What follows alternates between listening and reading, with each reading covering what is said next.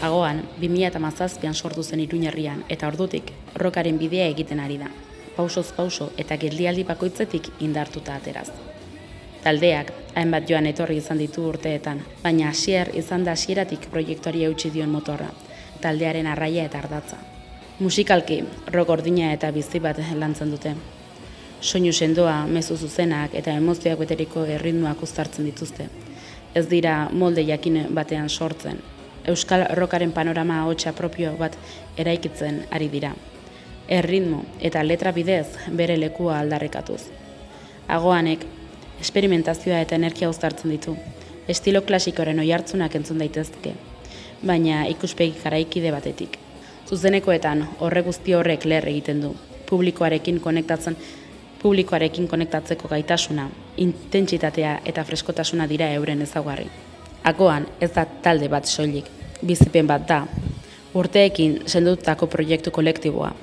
Soinuaren bidez, bide bat eraikitzen ari dira, eta bide horretan, roka da bide lagun eta helmuga.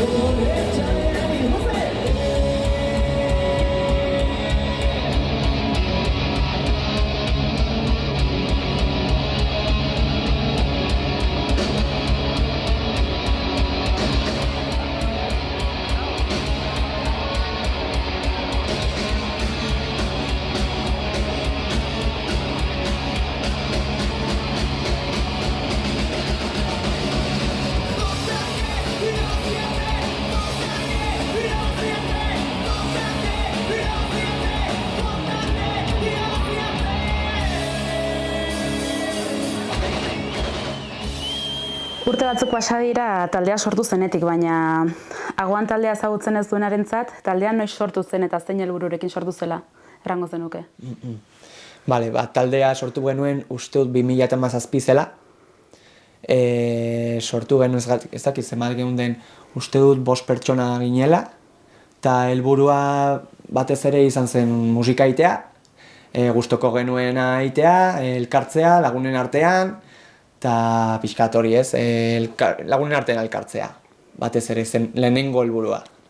Urteak pasa dira eta jendea ere pasa da, ez? Bai. Ze, nik hitz egiten egon gara kamararen atzean, nik ezagutzen nuen talde hori gaur egun ez du itxura hori taldeak. Bai, hori da, pasada jende pilo bat gainera. Bai, azkenean bizitzak eramaten zaituen bidea, pues, batek lana duela, beste batek ateatzen zaiola dozer, bueno, azkenean bizitzak ematen zaitu bide desberdinetatik eta hori, azkenean pasa zaio taldeari bai. Nola baloratzeko bidea errango nizuke, baina bide zaila izan da, ez? Ikusita hau pasatako guztia eta pasadain jende guztia taldetik imaginatzen dut bidea errexea ez dela izan, baina nola baloratzen duzu 2017tik hona egintako ibilbide hau? Batez ere asko ikasi dugula guztiak. Ikaskuntza oso polita albidetzen duen bidea nik uste dela musika, eta talde bat kudeatzea eta jende pertsonen artean elkartzea horrek dauzkan zailtasunengatik, bai, pues hori, esan dudana, lanak, ikasketak, batek baditu ideia batzuk, beste batek beste batzuk, eta azkenean guzti hori komunean jartzea eta elkartu alizatea, azkenean nire ustez hoberena izan dela ikaskuntza, egin dugun ikaskuntza, naiz musikala, naiz bizitza ikaskuntza, naiz jendean artean harremanak eta hortan pues, nola eragiten duen guzti hori, hori, ikastea. Ikaskuntza honek ere errango zenuke zure ibilbide profesionalerako baliabide izan dela? Bai, ikaragarria. Honek albidetu izan nau orain nire lana, orain dudan lana lortzea, dela pues, orkesta oso handi batean abeslaria izatea eta bueno, hortaz bizitza izaten dut oraintxe bertan. Eta pentsatzen zenuen, hau hasi zenuenean, edo talde hasi zenutenean, gaur egun honetan lan egiten ibileko zinela? Hori zen ametsa ez, ametsa zen, baina nik ez nuen uste lortuko nuenik. Baina bueno, oso polita izan da, pues, bide guzti hori etea, asko ikastea, gero taldea jarraitzea, naiz eta aldaketak jasan izana, eta gainera azkenean pues, hortaz lan egin alizatea, bai. Zer ematen dizu batak bertzeak ematen ez dizuna? Bata dela azkenean pixkat nire proiektutxoa, ez. Konposatzea, benetazko lagunekin elkartzea, hori da aberasgarriena eta gehien gustatzen zaidana. Eta gero besteak pues, esperientzia ikaragarria, musikari bikainak ezagutzea, eta musikari bezala edo batez ere eszenatokian asko ikastea, ere bai. Eta batekin geratu barban mazinean, konposatze hori edo... Zaila, niri gustatzen zait pila bat taldea. Azkenean taldea gutxi gora bera nahi duzuna egiten duzu, nahi duzun bidea hartzen diozu, eta bestea azkenean da zerbait finkatua eta nagusiak daude, orduan nik taldea esango nuke. Geratuko nintzatekela ez, baina bueno, zaila da talde bat aurrera ematea, eta batez ere pues, hori, taldean dagoen jendea helburu desberdinak dituenez, pues, zaila da. Zergatik euskaraz kantatzeko autua edo euskaraz ez kantatzeko autua? Uste dut orain ere taldea aldatu da eta hori ere aldatzen joan da, ez? Bai, lehenengo euskaraz egiteko autua, lehenengo gauza euskalduna garelako. Taldea hasi zenean guztiak euskaldunak ginen, eta euskara niretzat oso politia da. Musika egiteko, kultura aldetik oso aberatsa delako, eta guzti hori beti izan nahi dugu zainduta, ez? Eta gero, orain abesti batzuk egin ditugu gazteleraz, pues, taldean jende erdalduna dagolako, euskaraz ezakitenak, eta, bueno, probatzeko, beste bide batzuk ere bai probatzeko. Azkenean, esan dugun bezala, pues,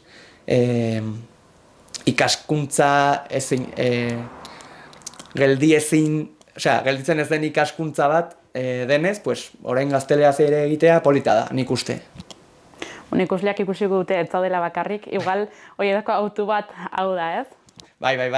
Hau lagun ikaragarria da, Egoi hemen dago, baina, bueno, Egoik ez daki euskaraz, adibidez, eta, bueno, hemen dago hemen laguntzen. Ikusleak jakingo du gero ere erantzungo ditula galdera batzuk, berarekin izketan egon garelakoz. Eta konposatzerako orduan, imaginatzut letrazu konposatzen dituzula, eta ze hizkuntzetan ibiltzen zara trebego edo zeinetan ibiltzen zara gustorago? Konposatzeko euskara. Musikarekin nik uste oso ongi lotzen dela euskara, oso erraza egiten zait, oso erraza, egiten zait konposatzea euskaraz, eta nire ustez geratzen dela produktu, ez dakit nola esan, abesti oso borobilak euskaraz egiten duzunean. Sonoritatea eta hori da ikaragarria. Imaginatzut orkestan ere abesten duzula. Bai. Non dago trukua horren bertze kantaburuan izatea, letrak? Egia esan ez dakit. Nik uste buruan ez dakit zer daukagun, guztiok, eta almen hori dugu. Nik uste edonor jartzen bada hori, rol horrekin, azkenean buruan izango dituzu abesti guztiak. Emozio edo sentimendu bat helaraztea eskatzen badizut taldearen lehenagoko ibilbideaz edo egindako urte guzti hauetaz, emozio bat eskatzen badizut? Batez ere ilusioa. Ilusioa, egiten duzun guztia ilusioz da. Eta nik uste hori dela beste guztia ahalbidetzen duena. Ilusioarekin egin dezakezu nahi duzuna, nik uste. Taldean pixkot sartuta, nola duzu taldea antolatuta? Nork erabakitzen duz zer? Uste dut ere, lehenago ongara izketan, agendak direla eta ere akaso gaur egun zaila duzue kontzertuak emateko eta, baina hau ere, erraten dizun, helarazi nahi nuen egoera bat zela, akaso uste dugulako talde guztiak hor daudela, tope daudela, baina ere horratzean ere lan bat dagoela, eta batzutan ez denean ezin. Bai, esan dugunaz, oso zaila da. Lehenengo aldetik, taldean dagoen jende guztia nahi izan behar du, aurrera eramatea taldea, bestela ezinezkoa da. Eta gero beti dago gehiago tiratzen duen batek edo gutxiago ez. Baina nik uste garrantzitsuena dela, tiratzen ez duten horiek gutxienez ez oztopatzea. Ez? Osea, hoberena izango litzateke guztiak aurrera ematea taldea, baina beti pertsonalitatearen aldetik ez dakit zeren aldetik, azkenean beti badago norbait gehiago tiratzen duena. Gutxienez horren lana ez oztopatzea, eta guztiak alden enean aurrera eramatea taldea, bai. Errango zenukezu izan zarela taldea tiratu duena beti? Bueno, ez nuke hori esango, beti izan gara bizpairu egon garela tiraka, baina, azkenean nik uste bakoitza, ez dakit, espera, kortaki. Que m'has pillau, ahí m'has pillau. A ver, nola zen galdera? Buena pregunta, ¿no? Buena pregunta. Ah, sí, que a ver si era yo el que tiraba. Hostias, ¿qué respondo a eso, tío? ¿Cómo que La pregunta es, a ver si creo que he sido yo el que ha tirado del grupo siempre, digamos, ¿no? Y por un lado quiero decir que no, porque siempre ha habido gente, pero más que nada... Pero por otro lado no, sí. Pero siendo mi proyecto, pues igual sí que al final he sido el que más ha dado la cara por el grupo. Venga, va. Y luego aquí también cuando hemos entrado todos más jóvenes y tal, al final eres el que más edad, igual el que más hablaba con los, bares, con los tal. Vale. Y al final... Eso, a ver cómo lo digo en euskera, esa es la cosa. Que me ha costado renderizar, tío. Me he quedado ahí, Vale, nondik hartzen dugu. Tiratze horretan errango zenukezu izan zarela taldean gehien tiratu duena edo hor egon dena azkenean taldea bizi irauteko horretan? Vale, bueno, ez dakit, beti taldean bat da, ez? Nik uste hasi nintzelako, taldean ni hasi nuen beste lagun batzuekin, ja lagun horiek ez daude, eta horrek eman didan esperientzia azkenean nik uste errazago izan dudalanik taldeatik tiratu izana, pues orain daudenak baino ez, gainera gazteak dira, ni baino nahiko gazteagoak, eta orduan, nik uste gutxienez irakasten ari diedala pues, bide hortatik nola mugitu behar dien eta hori pues, ikusteko. Azkenean esperientzia da, ez? Bai, nik uste baietz. Eta, bueno, ezagutzen ez zaitu ez denentzat, ze musika mota egiten duzuela errango zenukete. Galdera hau egiten dudan bakoitzean denak erraten diate, Ez dakit, ez? Ez dakit. Bilatzen baduzu, honitzek erraten diate, guk egiten dugu punk, guk egiten dugu zaize, baina guretzat ez. Guretzat gara pop-punk, guretzat nagara ez dakit zuen kasuan generorik baduzuen, edo zuek ere zuentzako gauza bat zarete eta bertzen batzuetzat bertze bat. Bai, nik uste batez ere eragiten duela pila bat konposatzeko unean, zure gustuak eta konposatzeko unean dituzun emozioak edo etortzen zaizuna. Ez dakit nola esan, ze estilo dugun, ez dakit esaten, ze estilo dugun. Agian lehenengo diskan, daukagun diska bakarrean, igual jo genuen gehiago rock aldera, rock melodiko, ez dakit nola esan. Baina gero sartu genituen haizeak eta eskapuntu bat hartzen zuen, izan zen pixkat hor nasketa, ez? Orduan ez dakit nola ze estilo dugun, ez dakit esaten. Gauza da, garrantzitsuena niretzat da sentitzen duzun, konposatzen duzun bakoitzean, eta zer helarazi nahi duzun, ez, azkenean. Eta estilo batean estilo bat inspiratzen zaituena edo kantuak egiterakoan bat aukeratzeko erraten badizut? Ni betianik rock entzun dut. Rock, ez dakit rock esaten den hard rock, AC/DC, gauza horiek ez, Guns N' Roses, gustatzen zitzaidan pila bat. Baina gero ere bai asko gustoko dut Zazpi, adibidez, ez dakit Latzen entzuten nuen, Sutagar, ez dakit, bada pixka hor nasketa, eta nik uste horren islada dela egiten dudan musika ez. Lehenago ere hizketan egon gara, jendea joan etorri ibili dela, ez dakit horrek ere eragina izan duen musika sortzerako orduan, imaginatzut letretan ez, uste dudalako zuk egin dituzula kasi letra guztiak, ez badira denak, baina gero letra horri ere melodia jarri barra zaio, ez dakit horretan ere joan etorri horietan nabaritu duzun aldaketaren bat, edo horrek eragina izan duen ere soinu estilo horretan aldatzerakoan. Bai, asko gainera. Lehenengo diska egin genuenean, adibidez, bai, konposatu nuelanik, ez, letrata, baina bai nabaritzen zela beste bareteria jole bat zegoela, punka gustatzen zitzaiona, orduan nabaritzen da hori, ez. Nik uste bakoitzak jartzen duela bere gauzatxoa hor, ez. Eta bai, nabaritzen da pila bat. Gainera, orain adibidez gaztelerako letrak egiteko, adibidez Egoik parte hartu du asko, bere letra parte izan da, letrak konposatzean, eta, beste bide bat hartu du ere bai taldeak, nik uste horrekin. Eta letretaz hizketan ari garela, gai konkreturik dagoela erranko zenuke, honitzetan ez, hizketan ibili naizen hauekin, tabakoak, alkohola eta zeize, zu ere letretan errango zenuke gai konkretu bati kantatzen diozula?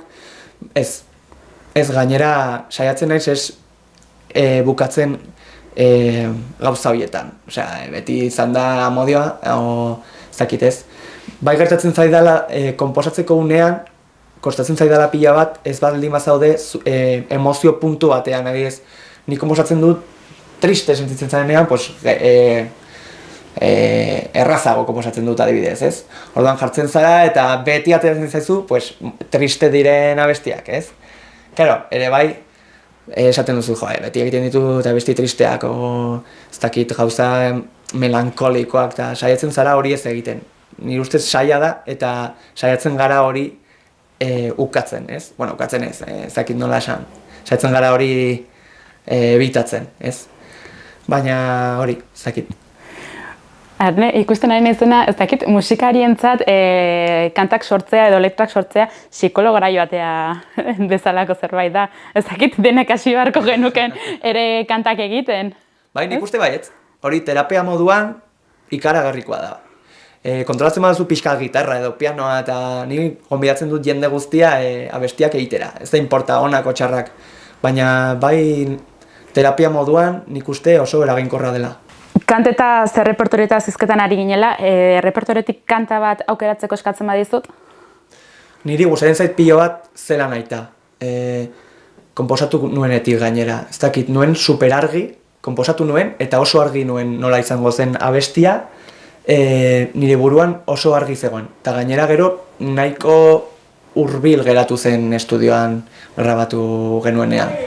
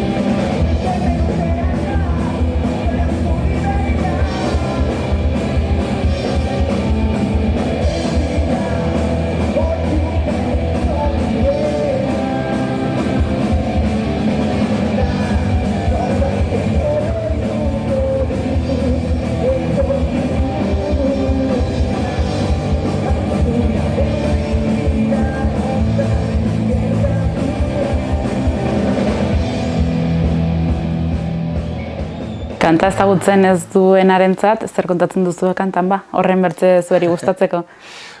Kanta begira, hasi nuen, konposatu nuenean, pensatzen Gernikako bombardaketan, ez dakit zergatik. Eske ez dakit zergatik, etorri zitzaidan, ez dakit. Eta gero hortikan, ez du zer ikusirik, horrekin. Baina etorri zitzaidan ideia hori hasi nuen, eta azkenean kanta pixka doa ume batek bere, kasu honetan bere aita, ez? Bere aita galtzen duenean, zer sentitzen duen, ez duela oso ongi ulertzen, zer gertatu izan den, baina aita jaz dago, eta ez dakit, sentimendu hori, ez dakit zergatik, etorri zitzaidan, eta ez nuke jakingo zergatik esan. Estribilloa errezitatu edo kantatzera animatzen baldin bazara, egingo zenuke? Begira, justo abesti hau, ez dauka estribillorik. Badu estrofa igual altuago bat, baina ez du estribillorik abesti honek.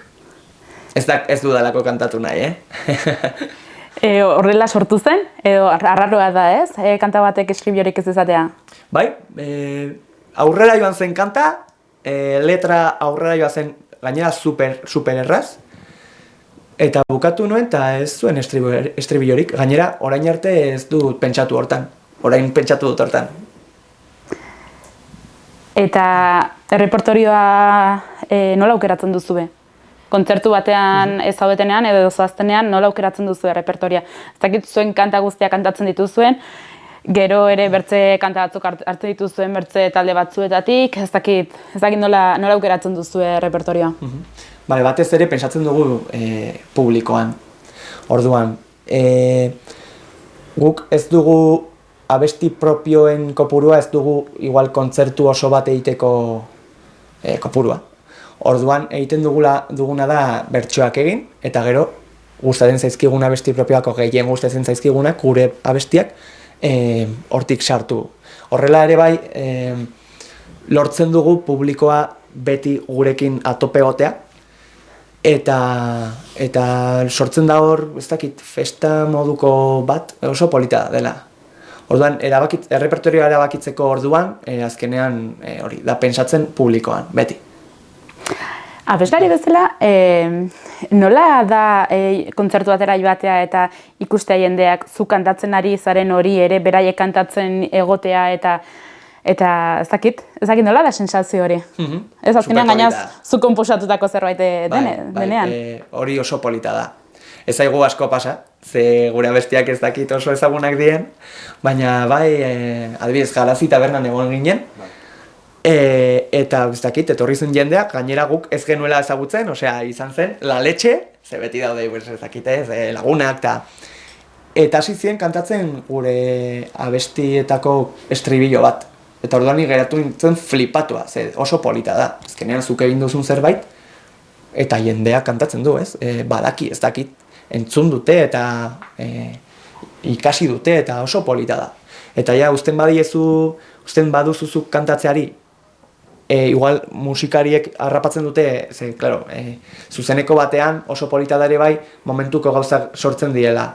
Orduan musikariek uzten dute igual indartxu jotzeari o zerbait, entzuten da jendea eta oso polita da. Sentsazio oso ona da bai.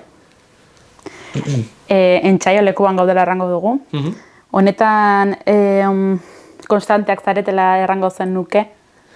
Bai, gainera gogoz hartzen ditugu entseguak. Orain, gutxiago gaude ensaiatzen, ze ez dugu konposatzen gaude. Orduan ez dugu zuzeneko baten prestakuntzaren helburu hori. Orduan, gehiago da, badut ideia atxo bat, guazen estudiora eta guazen probatzera, hortan gehiago gaude, baina bai, behar denean etortzen gara eta bai, moldatzen gara. Ez dakit honetaz hitz egin dugu, baina konposatzeerako erranduzu, konposatzeko horretan zabiltzatela.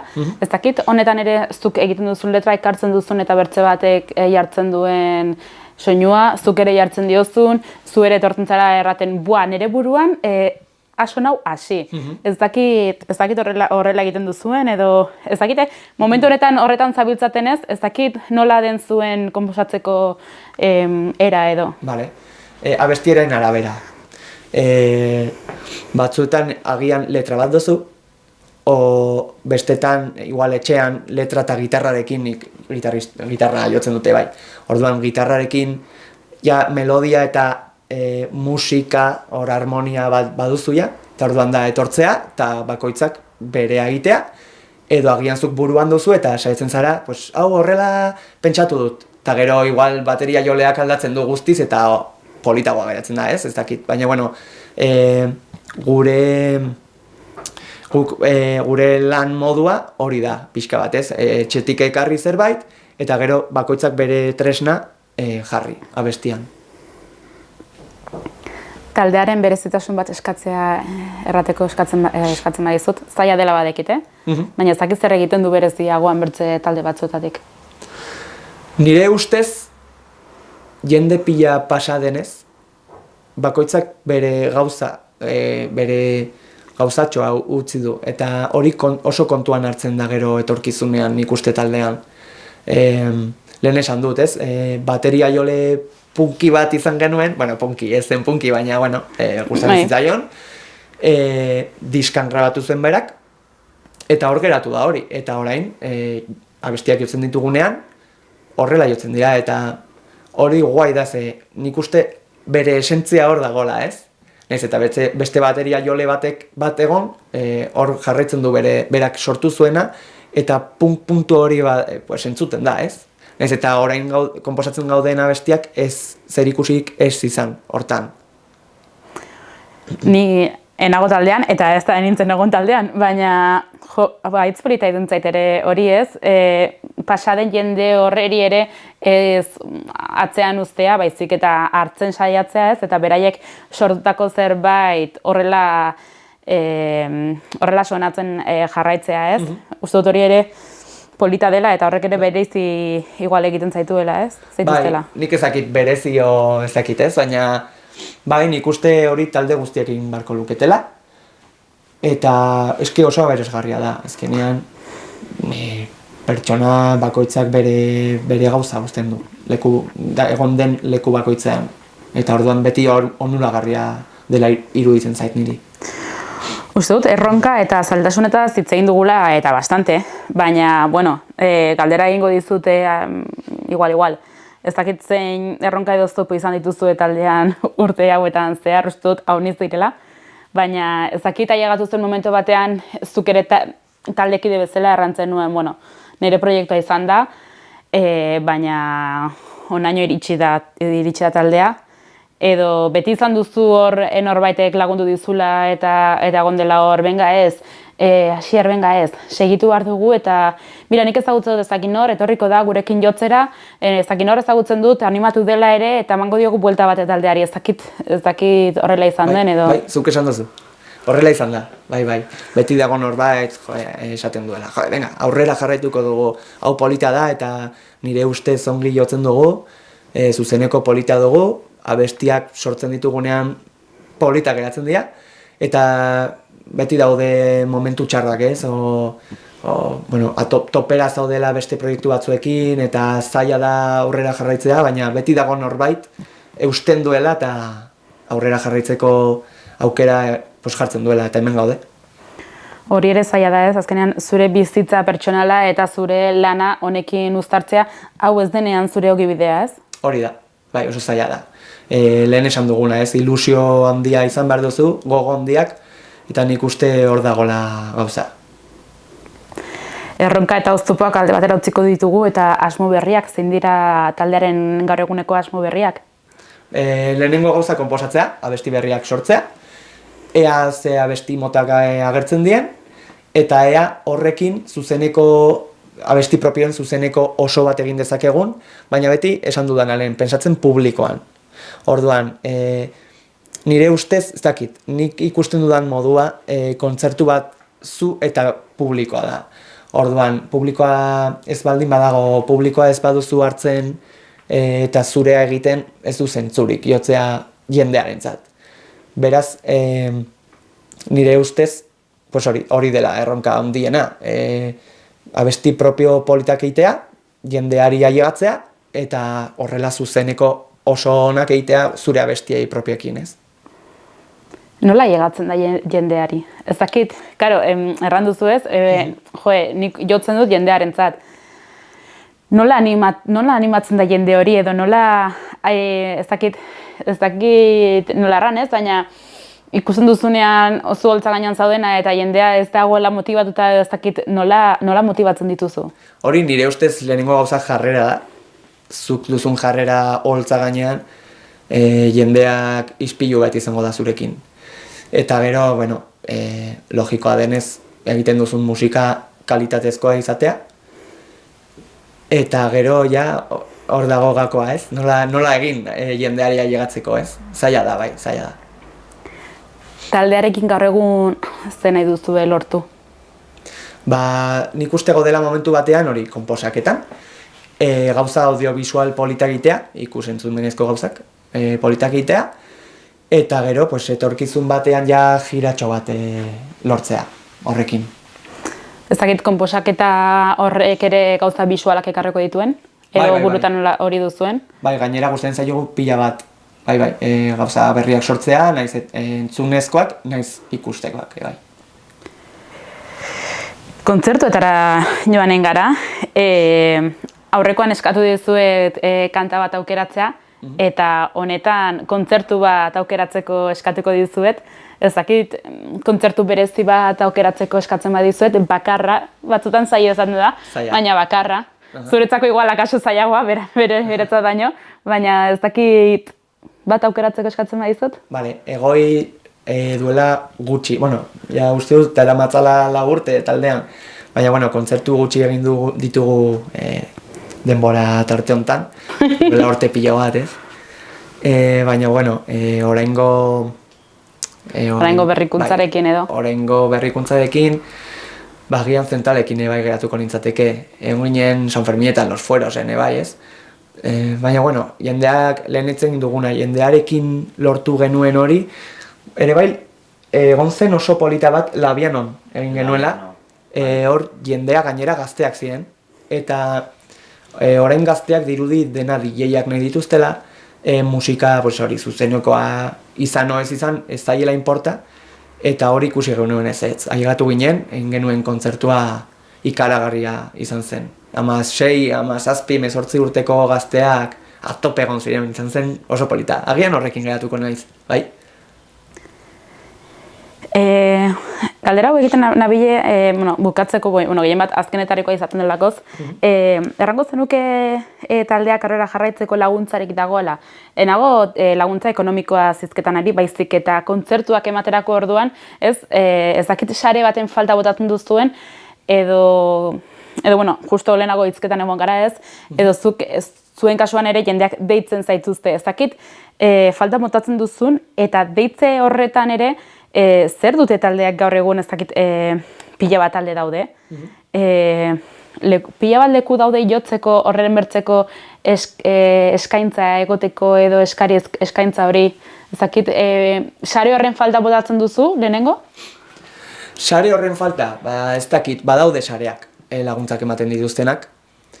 Ez dakit horren falta dagoen, zuk esan duzunagatik, ez?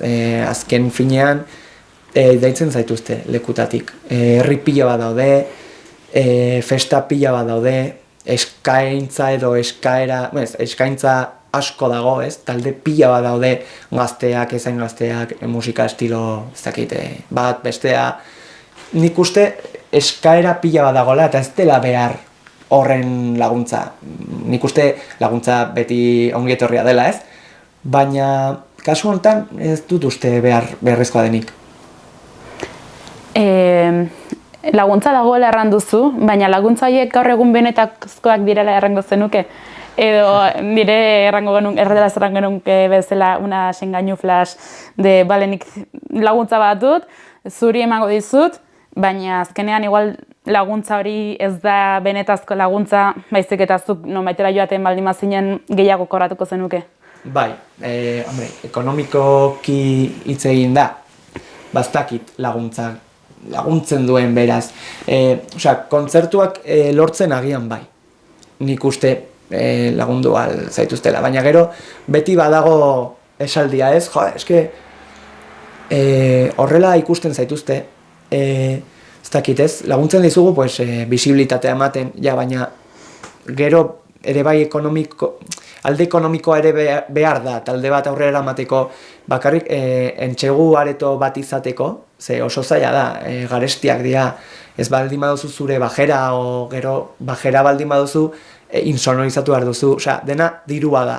Orduan, nik uste laguntzen dutela, o laguntzen dela, baina gero, klaro, bisibilitatea oso polita da, ez? Baina gero behar dut ere bai dirua lortzea, eta ez da bizializateko edo, bakarrik taldea aurrera emateko, ez, bizirik iraunteko taldea. Eta nik uste dut hori falta dela. Akaso hori da arteak duena, ez? Beti hor dagoela de... Baina nik deitzen zaitut, musutruk egiteko lan, horrela ezagutzen zaitu gehiago jendek, ja, eta bizitzeko, zer, ez? Uste dut arteak hori duela, ez? Bukatzeko, gauzat eskatuko dizut. Uste dut, urte honiz dara matzezula musikaren panorama honetan. Zakit, mezu bat 16, 15 urteko neska mutiko talde bat sortu nahi duena. Ze mezu emango zenieken horrelako gaztei? Nik lehen esan dudana, ilusioz egitea. Ilusioa duzu, lortzen duzu, nahi duzuna. Gero sortea izan dezakezu, ez izan, baina ez dakit, batez ere ilusioa izatea. Eta gero ere bai, nire ustez harreman pertsonalak oso garrantzitsuak dira. Orduan hori zaintzea, eta hori da, ilusioa eta harreman pertsonalak zaintzea.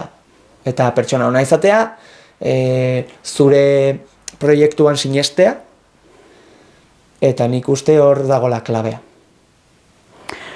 Bueno, bikote, eskerrik asko elkarrezketan engatik.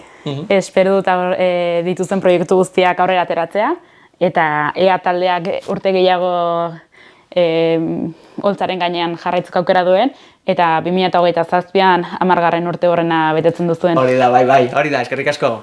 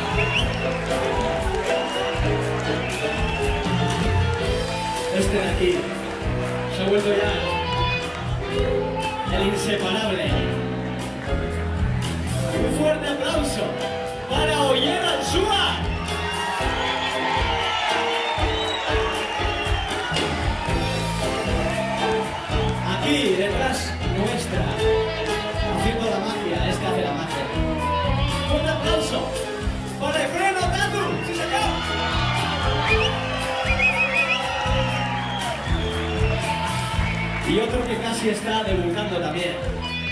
Aquí. Este señor de aquí, que toca la batería y se llama Egon Sora. ¡Vámonos!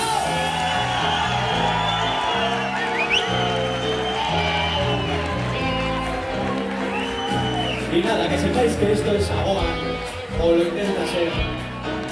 Yo soy Asier, es que ricasco. Y nos vemos en la próxima, joder. ¿O no?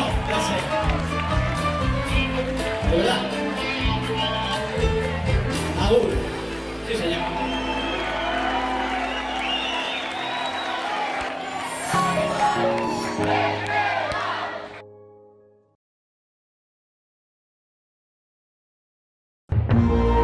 Gobierno de Navarra. Nafarroako gobernua.